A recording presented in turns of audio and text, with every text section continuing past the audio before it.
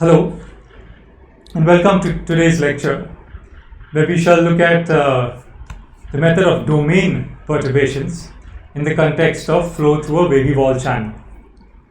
Now, in the past few lectures, we have been applying the method of perturbation series expansions to obtain solutions to problems that contain a small parameter in the governing equations. More specifically, we looked at problems which were relatively complex, but which simplified to a more easily solvable problem when one of the parameters took on a small value or essentially went to zero. And we showed how we can use the domain perturbation how we can use the perturbation method to obtain an approximate solution to this problem for finite values of the parameter by solving a sequence of problems at different orders in the small parameter. Today we shall take up a problem where the complexity does not arise from the governing equations, but rather from the shape of the boundary of the domain. And in situations where that complex boundary is basically a function of a small parameter, we can once again use the perturbation method, but this time in a way that solves the problem on a complex domain, on a complicated shaped domain, as a sequence of problems on a nearby simple shape domain. So this, to make this more concrete and easier to understand, the best thing to do is to take up an example problem and solve it and thereby illustrate the method as we have been doing through this course. And so the problem for today will be flow through a Wavy-Wall channel.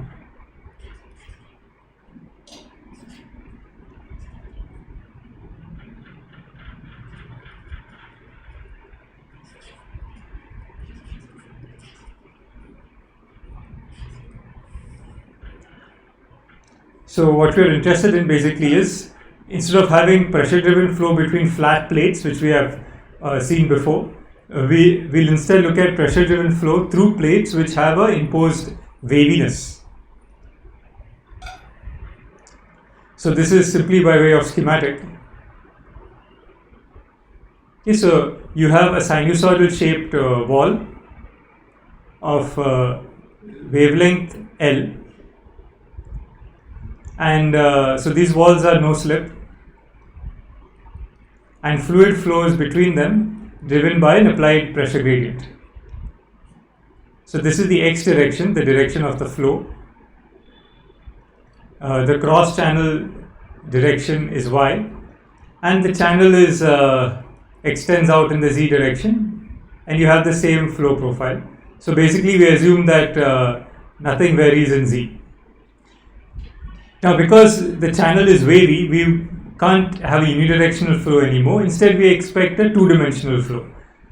Intuitively, we would expect under constant flow rate conditions that the steady constant flow rate conditions, we expect the flow to be non-fully developed in the sense that the fluid will accelerate into these narrow regions and slow down as it goes into the broader portions of the channel. At the same time, we expect a vertical component of velocity.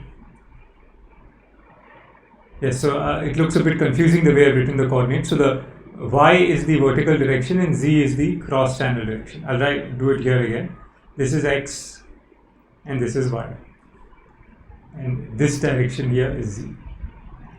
Okay, so yes, as I was saying, you would have a y direction velocity appearing that would be positive as we move into the expansive regions and negative as we converge into the narrow sections.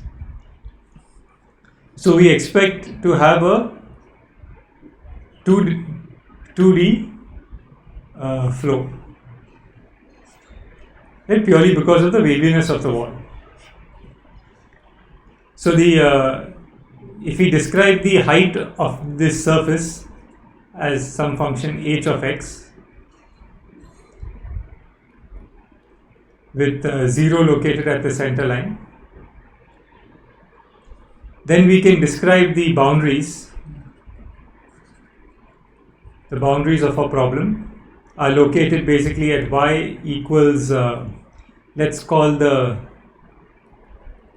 sort of mean depth in the channel d by 2 then we'll have y equals d by 2 into 1 plus epsilon sine 2 pi x by capital L, where L is the wavelength of these of the waviness of the wall, and d is the mean depth of the channel, and epsilon is the amplitude of the waviness. So basically, if epsilon goes to 0, we approach flat plates. So we see here we have a situation where for small epsilon we are really looking at flow through a wavy channel, but one that is only a small deviation away from flow between flat plates. And so this immediately suggests to us, based on the experience over the last few weeks, that we could profitably look at this problem as a perturbation about flow between flat plates. The difference, however, from earlier problems is that this parameter epsilon is coming in the shape of the domain itself.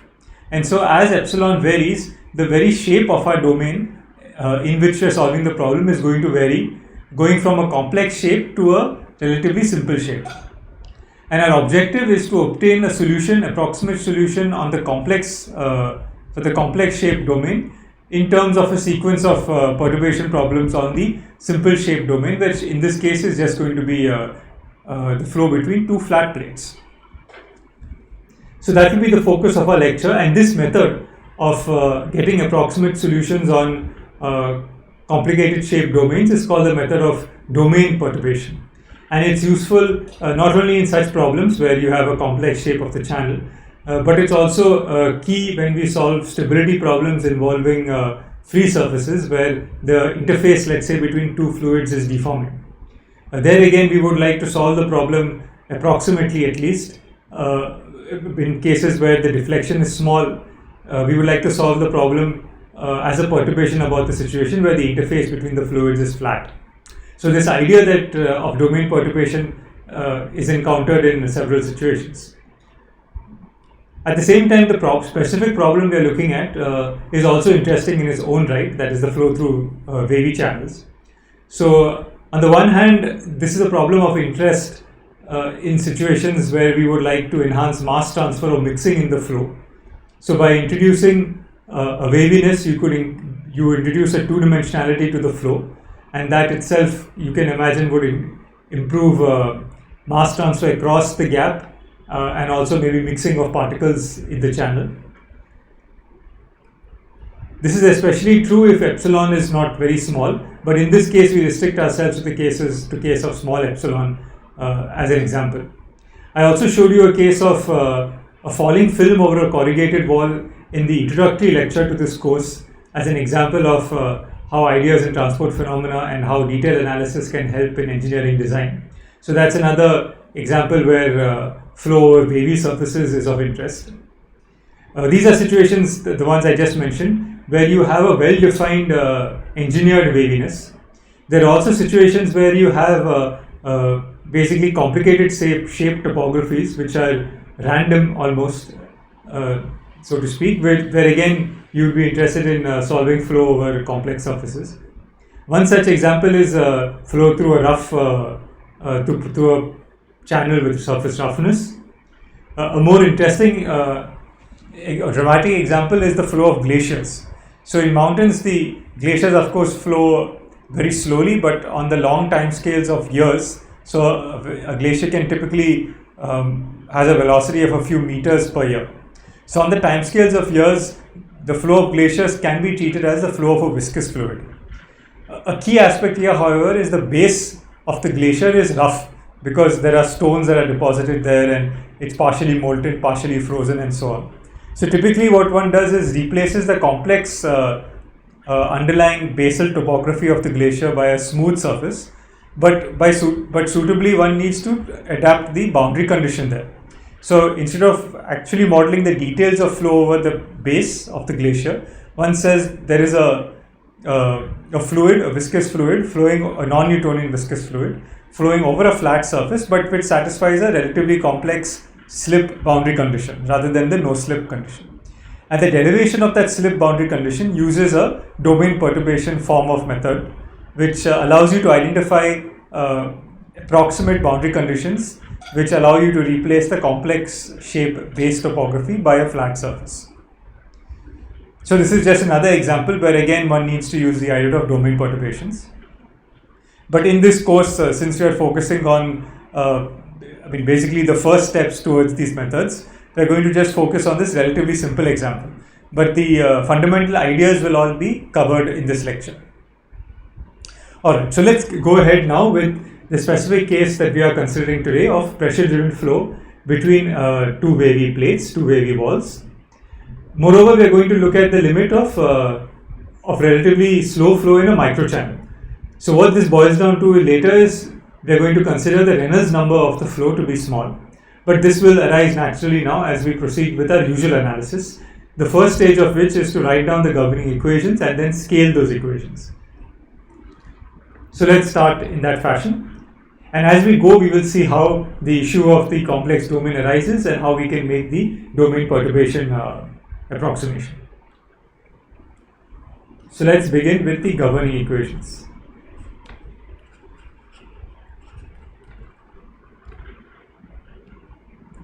Actually, since I'll have quite a long derivation to do today,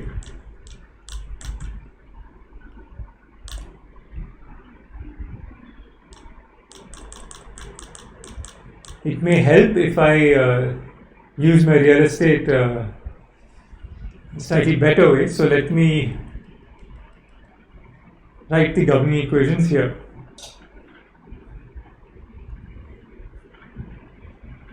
To the side of my schematic. So then I can write the scale equations below it.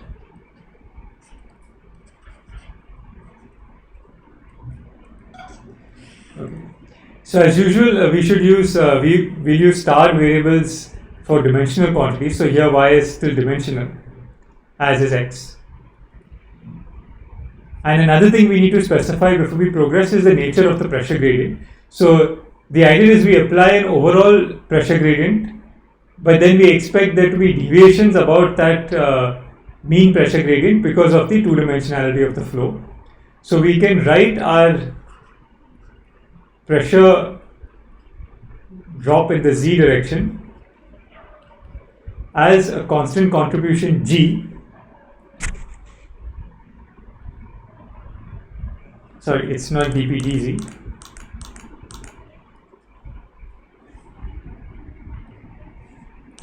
dp minus dp dx, because x is the flow direction, right, is some constant contribution g as well as contribution due to a perturbed quantity with a prime. Or this is equivalent to saying that the pressure in the domain has a portion arising from a constant pressure drop that is imposed in the mean sense across the channel,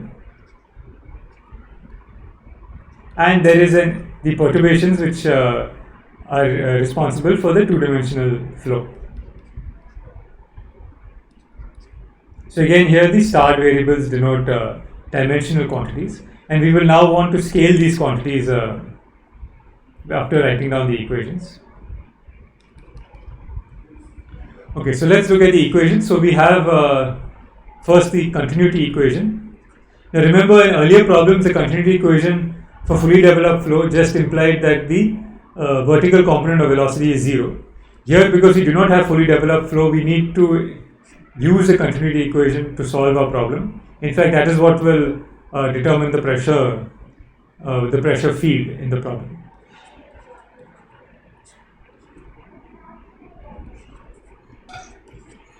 Okay, now these variables should be starred, but to save algebra, I will immediately replace the starred by non-starred dimensionless variables times the appropriate scale.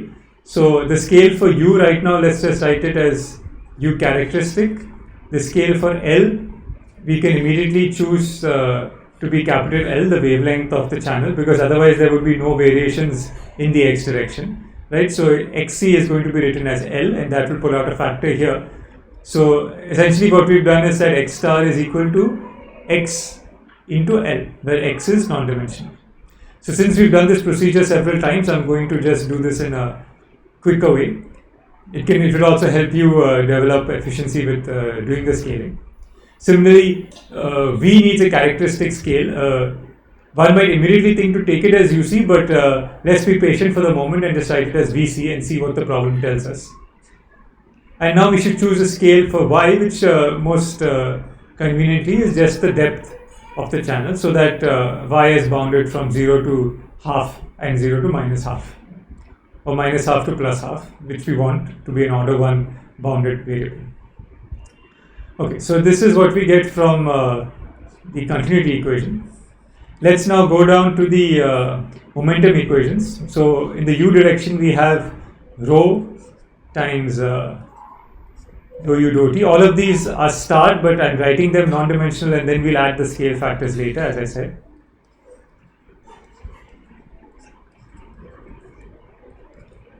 Plus v dou y of u. So these are the inertial terms. Equals, now I would have minus dp dx, but using the substitution we make here, it's going to be g times minus dp dx, where p is the non-dimensional form of p prime star, plus now I'll have a viscosity times dou square u by dou x squared plus dou square u by dou y squared. Okay, now before proceeding, let's just scale this equation at this point before we go to the next equation for v. Okay, so what will we have here? You can see that these two terms is going to throw out essentially a uc squared over capital L,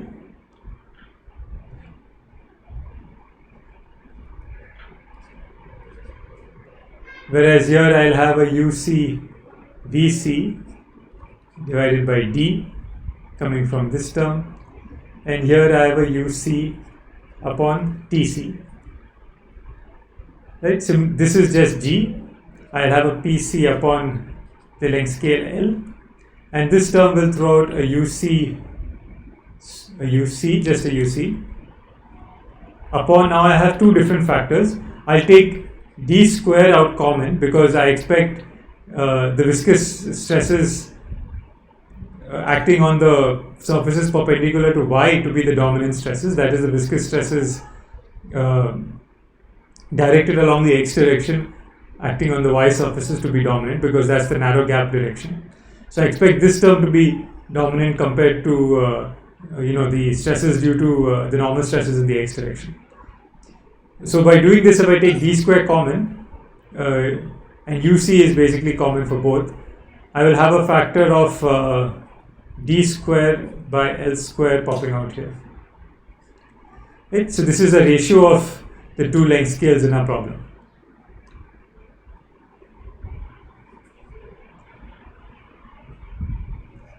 Okay, so now we are in a position to already identify some of the length scales just from these two equations. So let's return for the moment to the continuity equation and ask what is Vc in terms of Uc. So you see that the continuity equation basically has only two terms, and clearly both these terms must balance each other because there is no other term. So the balance of these two terms in the continuity equation simply tells us that Vc must be equal to Uc times d over L.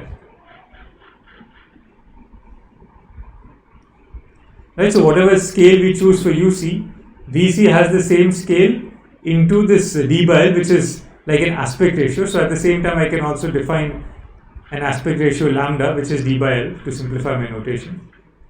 So we make those two choices there. But they are just implied from the continuity equation that Vc is Uc times the aspect ratio. Now when I come down, I can choose Uc. So remember, to find a value for Uc, I need to say some statement about the balance of forces in the momentum equation. And since we are interested in the regime of microchannel flows, we can expect the viscous stresses in the problem to dominate over the inertial forces and to balance the applied pressure gradient. So basically the flow is being driven by pressure gradient, and the resistance primarily comes from viscous stresses, because we're considering the microchannel small channel regime where the flows are going to be laminar. So by balancing now these two terms, the pressure gradient, the pressure gradient with the viscous stresses, or alternatively if I divide throughout by G, right? So if I divide by G, this term goes to 1, I get a G in the denominator here, I get a G in the denominator here, and I get a rho by G coming out here. Right, so now what I can do is basically set the scale UC by setting this entire term to 1. So this immediately gives me UC is equal to G d square over mu. We've seen the scale, of course, before. It's just the viscous pressure gradient velocity scale. I also get a scale for the pressure from this term. So I get PC is equal to L times G, which makes sense because G is the pressure drop in the x direction. So here I just have 1. Coming to the other side, I can now choose my time scale. First off, I should recognize that, remember, VC is simply UC times D over L. Right, so if I make that so what I can do is pull out common UC square, right? So I get two velocity scales from the numerators divided by D, right, from the denominator. So the D term will come out common from here, right? But I will have a D by L left over, because VC is UC times D by L. So I'll have a D by L surviving here, but after pulling out U square by D.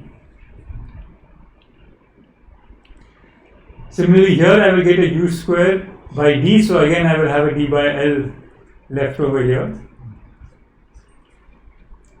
Now what of this term? Well, it all depends on how we define our time scale. Yes, so for it to match, the other terms now all have units typically of U square by D. So if we choose the time scale now to be L over UC, which basically means I'm choosing a time scale over which which is governed by the velocity in the x direction and the length scale in the x direction. So it's a sort of Lagrangian time, the time scale of changes that a material point will experience flowing in the x direction due to variations in the same x direction. So if I do this now, this term is also going to, TC is going to give me an L UC square by L, but since I'm pulling out UC square by D, I'm going to be left with a D by L again. So I have D by L's left over here everywhere, which I can take out common ultimately. So we leave that for the moment. So what is this group that I'm left with here after scaling all the problems, scaling all the terms? It's basically UC square rho by GD. But using the definition of UC square, or the choice of UC square, this is G D square by mu, right, times rho by GD. So I cancel these terms.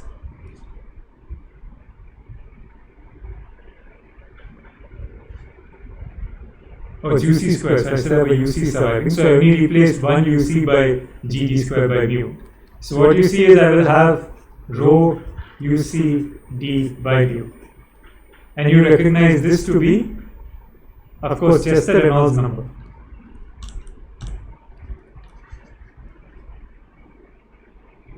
So this entire term is effectively the Reynolds number times the aspect ratio D by L into all the non-dimensional inertial terms is equal to 1 minus the non-dimensional perturbed pressure gradient plus the scaled viscous terms, where the viscous forces in the x direction are multiplied by the aspect ratio. And you have the non-dimensional continuity equation. Now if we go to the V momentum equation, which I have not written yet, you see the entire same scaling will apply, except for the fact that instead of UC everywhere I'll have VC, but VC is UC into D by L. So you'll get the same scale factors but with an extra D by L multiplying the inertial terms as well as the viscous terms. The pressure gradient, however, will be dP by dy. So instead of L, I'll get a D, and so I'll get another aspect ratio factor coming in front of the corresponding pressure gradient. So with that in mind, I can directly come down here and write down my scaled equations now.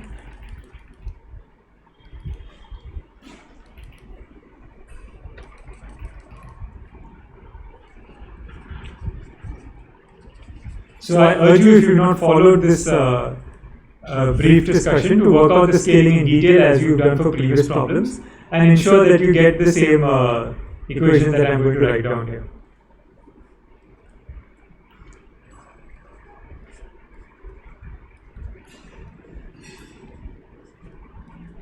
So that just comes out from the continuity equation.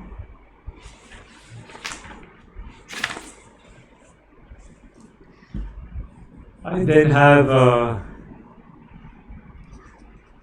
Reynolds number times the aspect ratio lambda, which is D by L, you remember?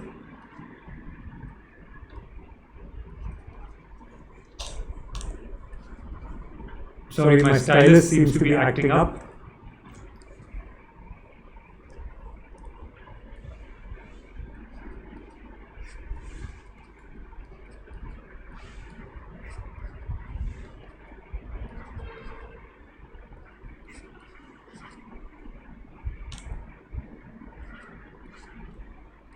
Is equal to simply 1 minus rho p rho x. So remember, this p is only the scale form of the perturbations to the, or the deviations of the pressure from its just constant pressure drop form in the x direction, which I actually would have had for fully developed flow between flat plates.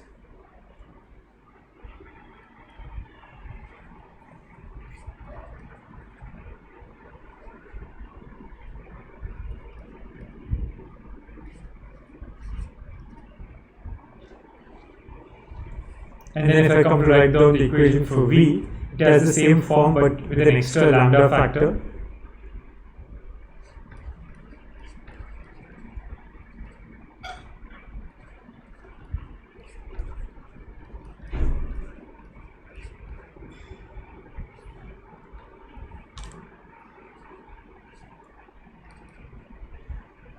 Now I don't have this 1 here because there was no constant pressure gradient in the y direction.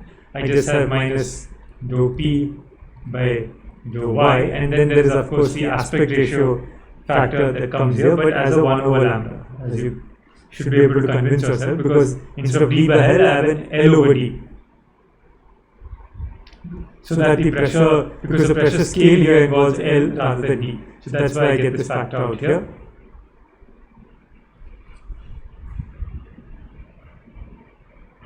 And then I'll have the same form again, but with an extra lambda factor, as I said.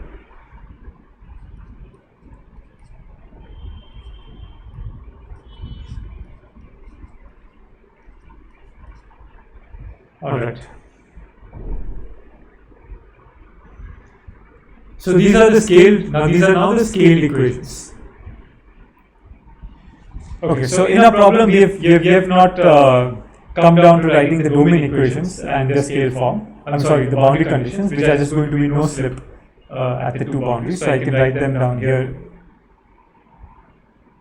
So I have U equal to V equals 0 at Y equals, now in scale form, half plus epsilon sine 2 pi x. L has gone into the scale factor for x, of course, the whole divided by 2. And I can write the same boundary conditions at y equal to minus half plus epsilon 2 pi x by 2, or alternatively recognizing that the problem is going to be symmetric about the midplane because of the symmetry of the two boundaries and the laminarity of the flow that we are going to be interested in. I can just replace this condition. Instead of writing the no-slip condition at the lower wavy wall, it will be easier for me to apply a symmetry condition at the center, at the mid plane, because that is not going to be a wavy surface. So it just simplifies my algebra a little bit, but you will get all the same answers if you were to apply no-slip at the bottom boundary. But instead, let's look at a symmetry condition. So the symmetry condition is going to be dou u by dou y equals v equals 0 at y equal to 0. So this merely recognizes that whatever happens above y equal to 0 is going to be a mirror reflection of what happens below it. As it must, because of the symmetry of the problem, there's nothing to tell up from down. And if you're going to take the limit now of very small Reynolds numbers and neglect the inertial terms, then this symmetry can be expected to hold in the solution. Okay, so that brings us to our next point. We are not going to consider this full set of equations for arbitrary Reynolds number, but rather we are going to focus on the simpler case when we can assume the Reynolds number tends to 0, right, for the microchannel like flows which are in the creeping flow regime.